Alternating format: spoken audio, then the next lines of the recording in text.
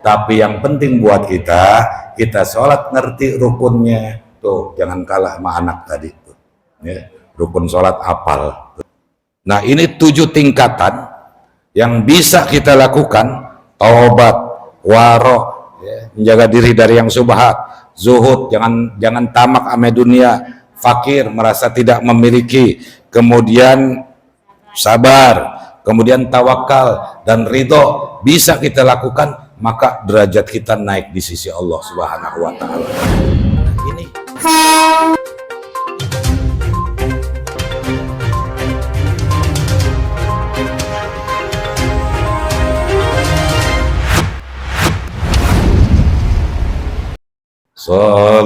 Salatullah salamullah ala Taha Rasulillah.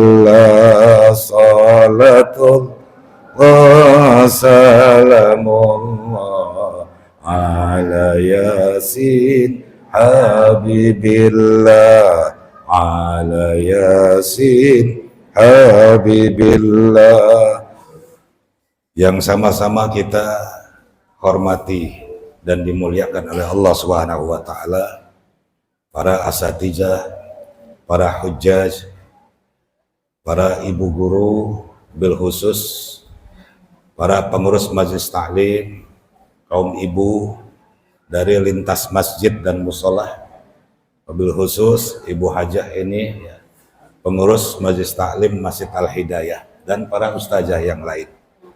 Bu-ibu sekalian yang dimuliakan oleh Allah Subhanahu wa taala, alhamdulillah wa syukurillah, tanpa terasa kita sudah berada di penghujung bulan Rajab.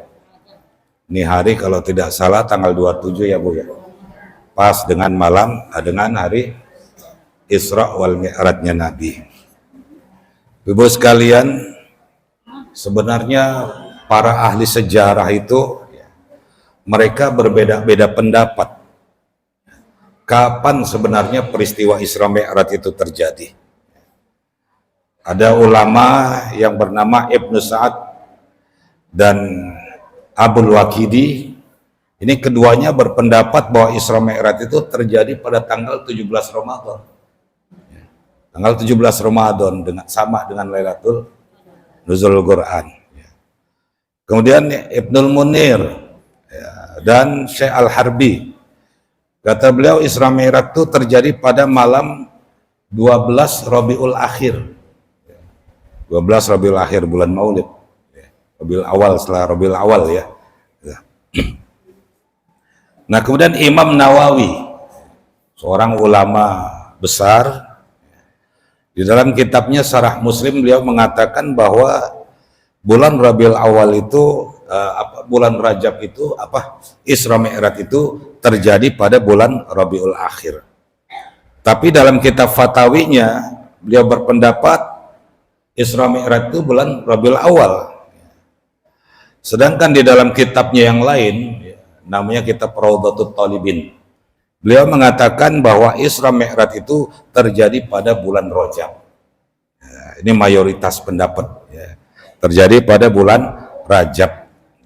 Sebagaimana dikatakan oleh Imam Jalaluddin As-Suyuti, penyusun kitab tafsir Jalalain, bahwa Isra Mi'raj itu terjadi, pendapat yang kuat yang masyhur ialah pada bulan Rajab. Nah, ini yang kita pakai ya. Tanggal 27 Rajab.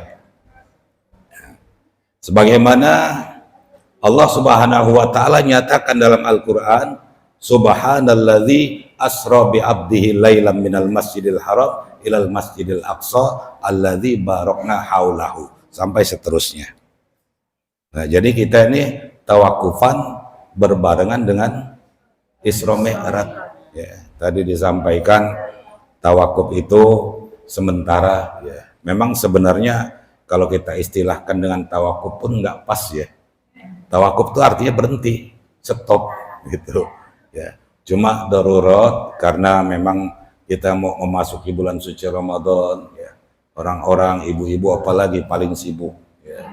Nyiapin buat buka puasa, nyiapin buat sahur, dan masya Allah bulan puasa ibu-ibu ini paling capek, insya Allah ganjarannya paling besar.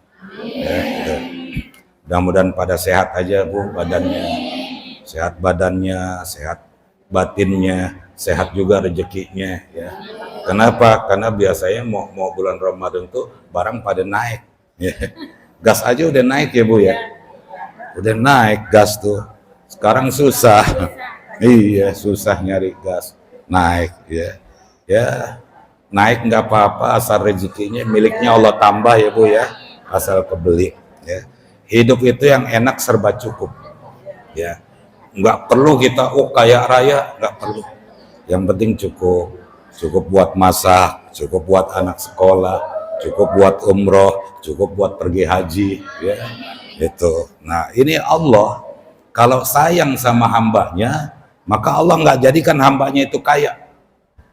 Innallaha idza ahabbal abda razzaqahu kafafa. Allah kalau sayang sama hambanya, kalau cinta sama hambanya, maka hambanya itu Allah kasih rezeki yang cukup. Bukan kaya tuh. Cukup segalanya.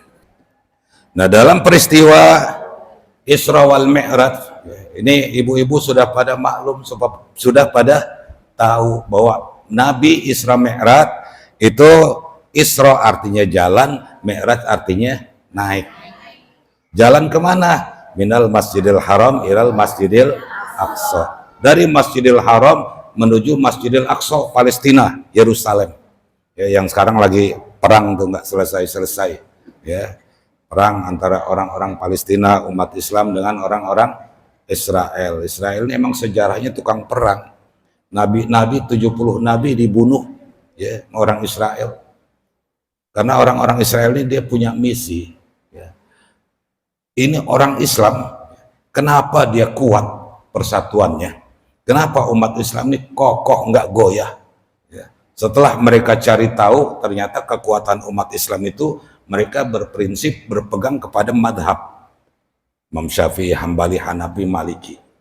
Maka akhirnya mereka ini orang Israel ini sewa orang-orang yang anti madhab.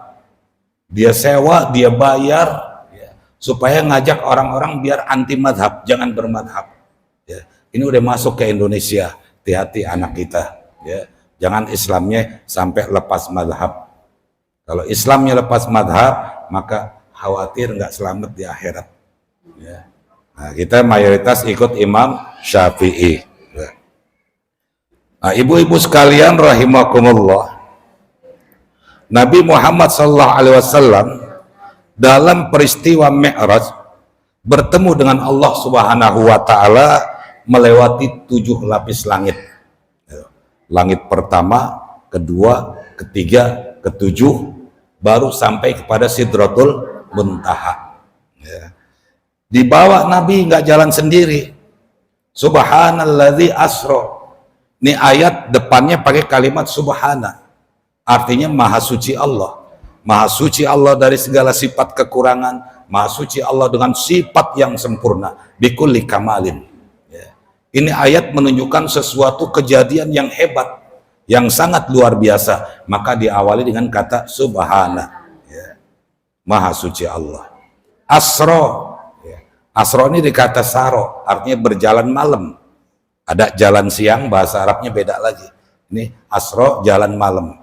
Ya, artinya apa? Nabi dijalankan, Nabi dibawa. Ya, siapa yang bawa? Malaikat Jibril. Dengan izin siapa? Izin Allah Subhanahu wa Ta'ala. Asra bi abdihi. Dari kata bi ini, maka menunjukkan bahwa Nabi Muhammad dibawa, nggak jalan sendiri. Kalau Nabi jalan sendiri naik apa? Ya, ke langit. Kapal belum ada.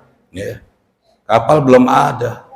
Sampai tahun 50-an ya, jamaah haji Indonesia ini berangkat haji masih naik kapal laut ya, 5 bulan baru sampai. 5 bulan Bu. Sekarang alhamdulillah 11 jam nyampe ya, 11 jam lebih udah nyampe. Dulu 5 bulan dari sini ke Madinah 3 bulan, dari Madinah ke Mekah 2 bulan, 5 bulan baru nyampe Mekah itu. Kalau orang pergi haji waduh berbulan-bulan dulu. Sekarang paling 40 hari lebih. Yang umroh lebih cepat, yang haji plus lebih cepat, nggak lama kayak dulu. Alhamdulillah. Mudah-mudahan pada berangkat ya Bu, yang belum, yang udah berangkat biar pada umroh lagi gitu ya. Nah jadi Nabi bertemu Allah Subhanahu wa Ta'ala itu melalui beberapa tahapan. Langit pertama, langit kedua, langit ketiga, langit keempat, langit ketujuh, baru Nabi bisa musyahadah bertemu dengan Allah Subhanahu wa Ta'ala, berdialog dengan Allah Subhanahu wa Ta'ala, dan berbicara kepada Allah Subhanahu wa Ta'ala ya. Nah ini memberikan isyarat kalau kita ingin musyahadah kepada Allah, kita ingin dialog kepada Allah, batin kita ingin arif billah, kenal kepada Allah, maka melalui 7 tahapan ya. 7 tahapan ini disebut makom ya, derajat di sisi Allah Subhanahu wa Ta'ala. Makom ini harus kita lakukan biar kita, batin kita kenal sama Allah, biar kita bisa musyahadah, merasa, menyaksikan dan disaksikan Allah Subhanahu wa Ta'ala. Kalau Nabi 7 lapis langit, kalau kita 7 makom ya. Yang pertama makom taubat. Taubat ini langit pertama. Jadi tiap hari kita harus taubat tuh. Minta ampun kepada Allah Subhanahu wa Ta'ala, karena tanpa taubat yang dilanggengi, tanpa taubat yang dibiasakan, ibadah kita nggak bakal langgeng ya. Jadi taubat harus tiap hari. Kalau enggak ibadah kita kayak angin, ntar naik ntar turun ya. Lagi tekun-tekun, lagi malas, bablas ya. Jadi tiap hari kita mesti taubat. Apalagi bulan Rajab masih bisa kita baca nih, Rabbik firli warhamni wa tub alayya, Rabbik firli warhamni wa tub alayya. Masih ada waktu lagi tuh ya. Kita baca terus gitu. Allahumma barik lananya dibaca terus ya. Nah jadi tangga yang pertama, kalau kita ingin dekat kepada Allah, kita ingin musyahadah, menyaksikan Allah ya, dengan batin kita, ialah dengan cara bertaubat. Serah mau kalimat taubatnya Sayyidul Istighfar, Allahumma anta rabbi, atau kalimat istighfar yang lain. Kemudian yang kedua, waro. Makom waro, tangga yang kedua, kita ingin sampai kepada Allah harus waro. Apa itu waro? Tarkus subhat, meninggalkan sesuatu yang subhat, meninggalkan sesuatu yang gak jelas ya. Jangan ini haram halal, kayaknya biarin deh haram juga, yang penting kenyang gitu ya. Ini harus ditinggalkan ya. Yang waro ya. Al halal bayyin wal haram bayyin wa ma bainahuma subhat. Yang halal itu udah jelas, yang haram jelas, tengah-tengah antara halal dan haram subhat. Ini kita banyakkan kena di sini ya, di yang subhat. Jadi kita nggak naik-naik derajat kita di sisi Allah ya. Kotor dengan masalah subhat itu. Kadang-kadang nggak apa-apa lah subhat ini begitu ya. Harus kita lepas, waro namanya. Yang ketiga zuhud, jangan tamak, jangan serakah sama dunia ya. Jangan ya. Artinya apa yang harus kita cari di dunia kejar, apa yang harus kita dapat di dunia kejar ya. Tapi jangan serakah ya. Jangan tamak, jangan rakus, nggak bakal kita sampai menuju Allah ya. Nggak bakal ya. Dunia ini ukurannya sama kayak mulut kita Bu ya. Kita makan makanan Jepang, apa tuh makanan Jepang? Takoyaki ya Bu, apa sih, nggak, sushi ya, makanan Jepang. Terus makan apa, mie ya, Indomie apa tuh yang lagi rame orang tuh ya.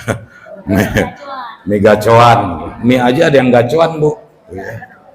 Terus makanan-makanan ya, makanan-makanan yang kita nggak tahu namanya, ama kita makanan orang tua dulu, makan combro, makan misro ya. Kita makan itu makanan yang baru-baru, yang bagus-bagus namanya, atau makanan orang dulu, singkong ya, ubi, keluarnya sama Bu, kuning ya.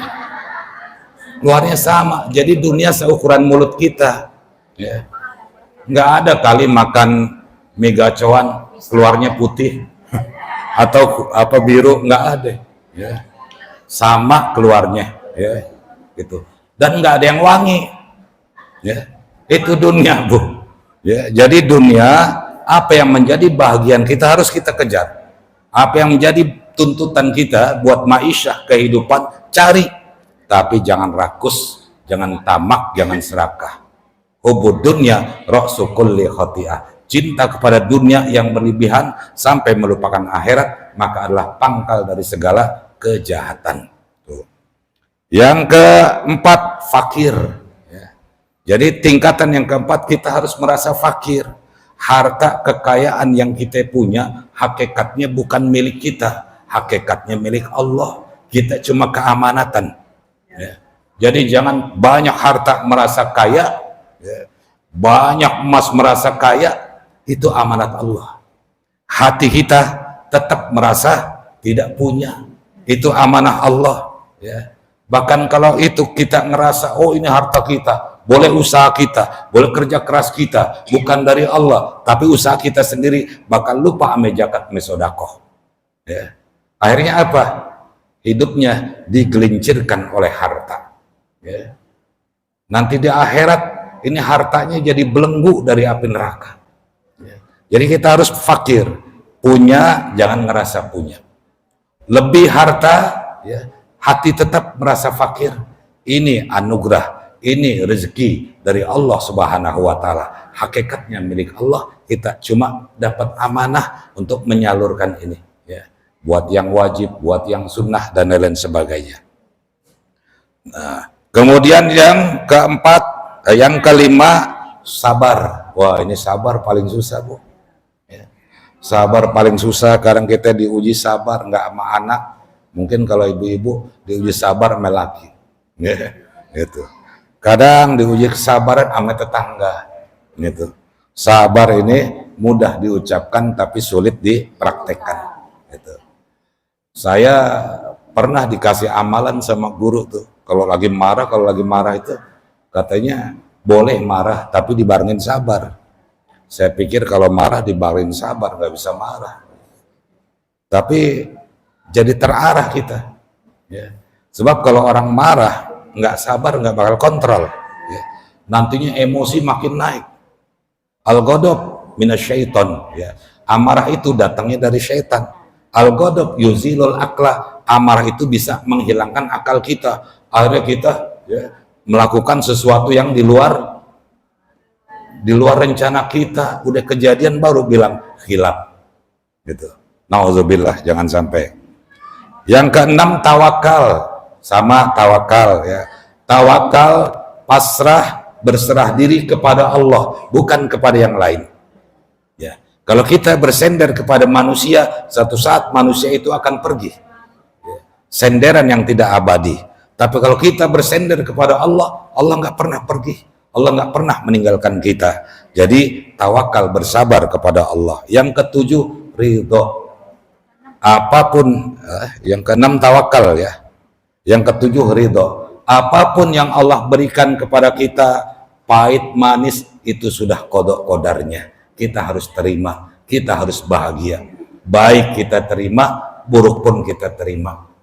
Nah, ini 7 tingkatan yang bisa kita lakukan. Taubat, waro, ya, menjaga diri dari yang subhat, zuhud, jangan tamak ame dunia, fakir, merasa tidak memiliki, kemudian sabar, kemudian tawakal, dan ridho bisa kita lakukan, maka derajat kita naik di sisi Allah Subhanahu wa Ta'ala. Nah, ini, ya, karena kan kita mi'rajnya beda sama Nabi, Bu. Kalau Nabi mi'rajnya ke langit, kalau kita mi'rajnya sholat. As-sholatu mi'rajul mu'min. Sholat itu adalah mi'rajnya orang beriman. Nah, di dalam sholat 5 waktu, Allah ajarkan kepada kita, Allah berikan ilmu kepada kita 7 perkara ini, ya. Kalau orang sholat udah pasti taubat, ya. Jadi di dalam sholat kita diajarkan 7 perkara ini, ya. Biar apa? Biar kita sampai kepada Allah, biar kita musyahadah, merasa menyaksikan Allah Subhanahu wa Ta'ala, ya. Kalau orang bersyukur dapat rezeki, ma'dinul musafat. Rasa syukurnya itu dia realisasikan, dia wujudkan lewat sholat 5 waktu. Jadi sholat mendidik kita supaya menjadi orang yang pandai bersyukur. Sholat mengajarkan kita untuk bertobat. Sholat mengajarkan kita untuk bersabar. Kalau nggak sabar kita nggak sholat. Ya. Subuh enak-enaknya tidur, harus bangun. Ya. Udah bangun, mata masih ngantuk. Tapi karena ikhlas, sabar, dia bangun, dia jalanin sholat. Kalau nggak sabar nggak bisa. Nggak bisa kita sholat. Maka Allah katakan, wasta'inu bisabri wassalah. Minta tolong kepada Allah dengan sabar dan sholat. Sabar dulu baru sholat. Itu ayatnya tuh. Kenapa nggak sholat dulu baru sabar? Karena kalau orang nggak sabar nggak bisa sholat. Ya, nggak bisa sholat. Ada orang sholat buru-buru, Allahu Akbar, Allahu Akbar. Tumakninahnya ditinggal. Nggak sah sholatnya. Ya. Nah kemudian as-sholatu tuhratun lil qulub.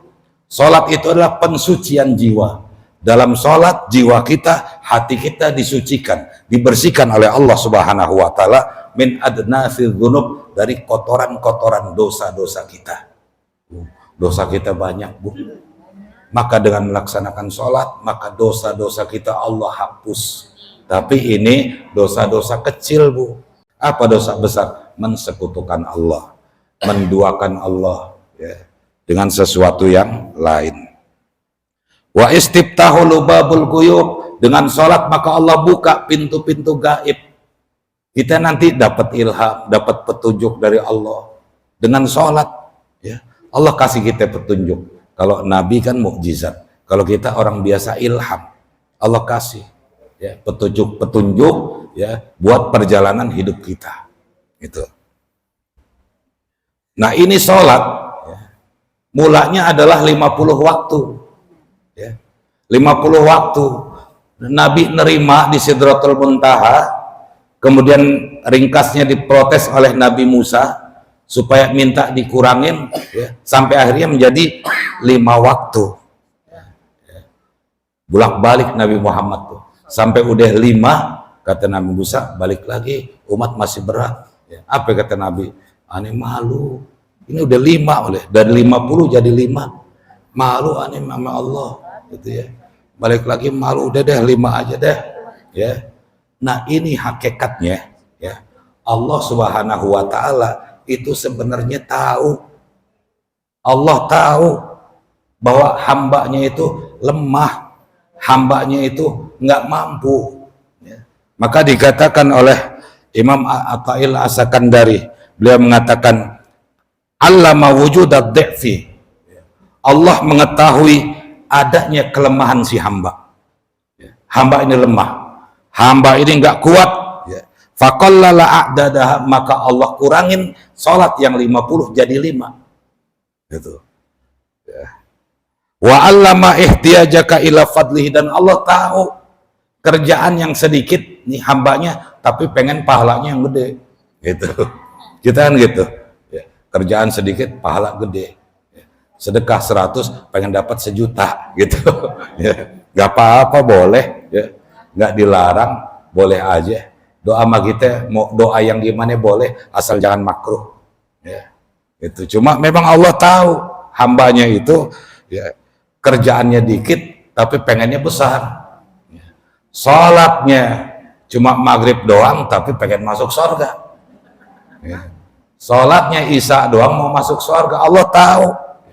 Maka Allah Subhanahu wa Ta'ala mengatakan wa allama ihtiyajaka ila fadli fakassara amdadaha, maka Allah Subhanahu wa Ta'ala tahu kebutuhanmu ya, fakassara ya, ila fadlihi, maka Allah berikan karunia kepada hambanya, fakassara, dan Allah perbanyak, Allah double pahalanya, pahala sholat didobel, sholat diampuni dosanya, sholat pahalanya ya, didobel oleh Allah. Ya, dosa kita dihapus tuh. Jadi dalam sholat ini oleh mi'rajnya Nabi Muhammad SAW itu mengajarkan kita 7 perkara tadi supaya kita nih hamba Allah nih naik makom, naik derajat di sisi Allah Subhanahu wa Ta'ala, punya kedudukan ya. Tapi yang namanya sholat kan buat khusyuk susah ya Bu. Sholat buat fokus susah. Meskipun di dalam sholat kita mesti lepas dunia, di dalam sholat kita pikiran, hati, mata mesti Allah aja, susah. Sayyidina Ali karamallahu wajhah pernah ditantang sama Nabi. Jadi Nabi kumpul nih Bu sama sahabat-sahabat di teras Masjid Nabawi. Nah, biasa dialog, diskusi, ngobrol. Tiba-tiba ada orang Arab Baduy, orang Arab dari kampung, datang nanya ke Rasul tentang sholat. Ya Rasulullah, saya mau tanya nih, sholat gimana caranya biar khusyuk? Kalau sholat nih saya nih Allahu Akbar, langsung ingat dunia, langsung ingat ini, ingat itu, ingat segala macam. Ya. Ya, mikirin dagangan, ya. Ditinggal sholat takut ada yang beli, ya. Ditinggal sholat takut ada yang mau bayar utang. Ada juga yang ngumpet Bu, bilang sama anaknya, mak mau sholat ya, ntar kalau ada yang nyariin jadi kasih tahu. Ya. Sholat ngumpet. Ya. Nah jadi ini orang Baduy ini nanya, Sayyidina Ali nyaut, sholat kayak begitu nggak sah, sholat kayak begitu nggak diterima, tuh Sayyidina Ali. Ya. Harus bisa fokus, harus bisa khusyuk. Nah setelah dengar jawaban Sayyidina Ali, Nabi tanya sama Sayyidina Ali, Ali, emang kamu bisa sholat khusyuk? Emang kamu bisa sholat gak ingat yang lain, cuma Allah aja? Bisa, katanya. Ya. Oh kalau begitu, sama Nabi dites langsung. Sekarang saya mau tahu, Ali, coba kamu sholat 2 rakaat aja, nggak usah 4. 2 rakaat, coba bisa nggak khusyuk? Kalau ente bisa sholat khusyuk, nanti saya kasih sorban, kata Nabi. Sorban ini ada 2, satu dari Syam, satu dari Yaman, nggak ada dari Tenabang, Bu. Ya, gitu. Nah ini yang bagus dari Yaman nih sorbannya. Ya. Maka Sayyidina Ali begitu dia siap-siap mau ambil wudhu, ya, ingat kata Nabi, sorbannya 2 nih, pilih satu, Yaman apa Syam. Udah Sayyidina Ali ambil wudhu. Tuh kelar ambil wudhu, Sayyidina Ali sholat. Kelar sholat, Sayyidina Ali ditanya sama Rasul, gimana Ali? Bisa khusyuk, bisa fokus sholat? Alhamdulillah ya Rasulullah. Sholat rakaat pertama, saya nggak ingat apa-apa, ingatnya Allah aja. Rakaat kedua, saya ingat sorban. Ya, yang Yaman apa yang Syam nih? Yang Yaman apa Syam? Tuh Sayyidina Ali aja nggak sanggup, Bu. Apalagi kita. Ya. Tapi yang penting buat kita sholat ngerti rukunnya. Tuh, jangan kalah sama anak tadi tuh. Ya. Rukun sholat apal tuh. Alhamdulillah, mudah-mudahan nggak lupa sampai dewasa tuh nggak lupa. Ya, rukun sholatnya. Kalau dari segitu udah pintar rukun sholat, tinggal prakteknya nanti. Ya, itu wajib. Alhamdulillah ya, syukur. Terus apal nama-nama surat. Ya. Surat di Al-Quran itu kan ada 114, dia apal. Gitu. Ada yang nggak apal, apalnya Fatihah Mekuluh doang. Ya. Paling tenget, ya. Paling apal, paling inget, naruhnya di mana? Surat tanah, Bu. Ya, kalau surat tanah paling inget naruhnya, surat rumah paling inget. Ya. Itu. Nah, jadi bagus anak-anak seperti itu sudah hafal, mudah-mudahan nanti tinggal pahamnya. Ya, tinggal pahamnya itu. Nah, Ibu-ibu sekalian rahimakumullah. Jadi sholat Sayyidina Ali tidak sanggup khusyuk, pikirannya kesorban di rakaat kedua, apalagi kita. Tapi yang penting kata Nabi, ngerti rukunnya, syaratnya. Dan yang penting di dalam sholat, ketika Allahu Akbar kita sholat, pada saat pikiran kita ke dunia, buru-buru balik lagi. Ya. Nih pikiran ke dunia, sadar kita lagi sholat. Dilawan begitu kata Nabi.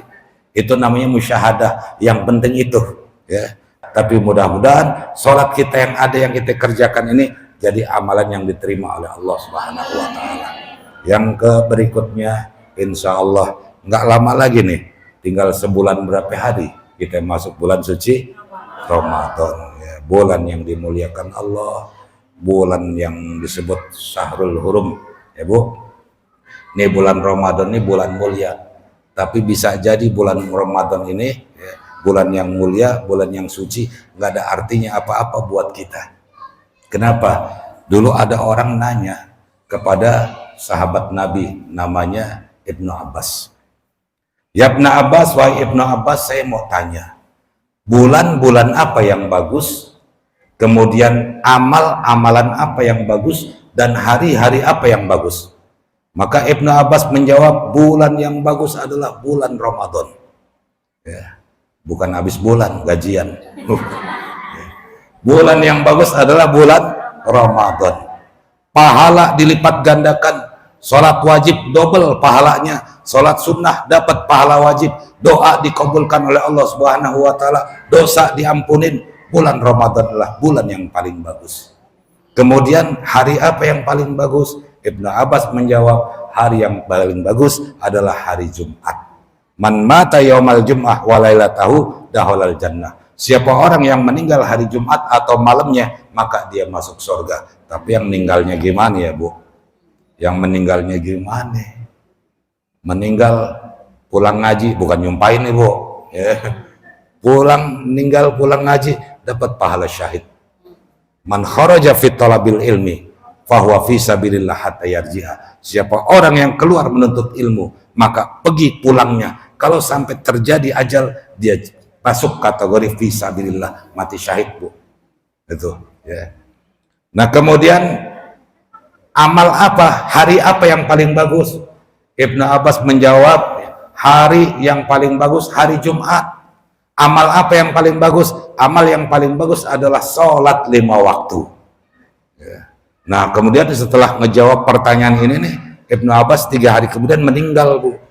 Meninggal dunia. Nah, orang ini masih penasaran. Ketemu sama Sayyidina Ali. Dia tanya Sayyidina Ali. Ya Sayyidina Ali, saya mau tanya nih 3 hal. Saya pernah nanya sama Ibnu Abbas dan sudah dijawab. Apa kata Ibnu Abbas? Ya. Gini pertanyaan saya. Bulan-bulan apa yang bagus, hari-hari apa yang bagus, amal ibadah apa yang bagus. Ya. Maka Sayyidina Ali menjawab, andai kata seluruh ulama dari barat sampai timur ditanya tentang bulan yang bagus, pasti mereka jawab bulan Ramadan. Illa ani, kecuali aku, kata Sayyidina Ali. Ya. Sayyidina Ali beda, jawabannya bukan bulan Ramadan. Bulan yang paling bagus adalah bulan yang di dalamnya kita jadikan jalan untuk bertaubat kepada Allah. Ramadan kalau nggak taubat, mah aja bohong, Bu. Ya. Bulan bagus, ya, rahmat Allah taburkan, ampunan Allah taburkan, tapi kita nggak taubat, apa bagus? Ya. Jadi bulan yang bagus, kata Sayyidina Ali, bulan yang kita jadikan untuk bertobat kepada Allah. Kemudian amalan apa yang paling bagus? Kata Sayyidina Ali, amalan yang paling bagus adalah amal yang diterima oleh Allah. Sholat kalau nggak diterima, puasa kalau nggak diterima, maka kita harus belajar ilmunya biar ibadah kita diterima oleh Allah. Lalu hari apa yang paling bagus? Ibnu Abbas menjawab, hari yang bagus adalah hari Jumat. Illa ani, kecuali aku, kata Sayyidina Ali. Hari yang paling bagus ialah hari di mana kita tinggalkan dunia ini, meninggal dunia dalam keadaan husnul khatimah. Mudah-mudahan akhir kita semua husnul khatimah, ya Bu.